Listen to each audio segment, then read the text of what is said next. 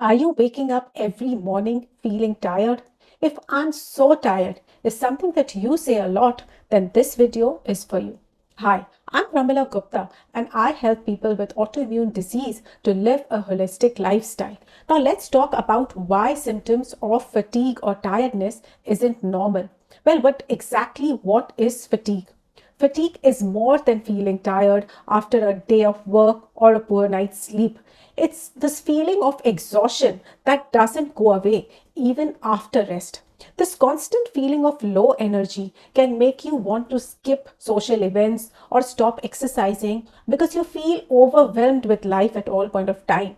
It can even put you in a low mood at all times. So that's why it's important to recognize fatigue when it's not just normal tiredness, because it's the way your body is trying to tell you something.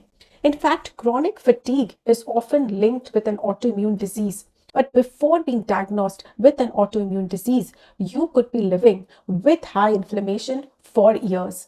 This chronic inflammation could be due to your lifestyle, a leaky gut, or your immune system overacting and attacking the healthy cells. This constant internal fight can lead to a lot of fatigue, which is also a common symptom for many autoimmune patients. So here are some tips to help you manage this chronic fatigue. Number one, prioritize quality sleep. Sleep is essential for both your physical as well as your mental health, as it is the time when your body repairs itself and the cells regenerate, also removing the toxins from your body. A good sleep hygiene, which involves sleeping for at least 7 to 8 hours every night, is important because this can also keep your brain healthy, and your quality of good sleep can enhance your mood, raise your energy levels, ensuring that you are ready for the next day.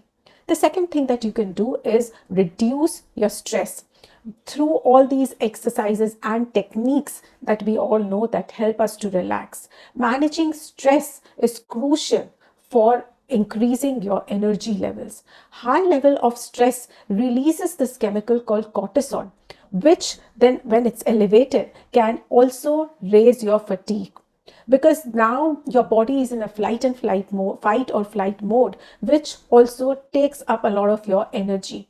So practicing deep breathing, yoga, meditation, all of these practices can help you reduce your stress and increase your energy levels. So try adding these practices into your daily routine to handle your stress better. The third thing that you can do is eat a balanced diet rich in nutrients and antioxidants. A nutritious diet is a foundation to good health.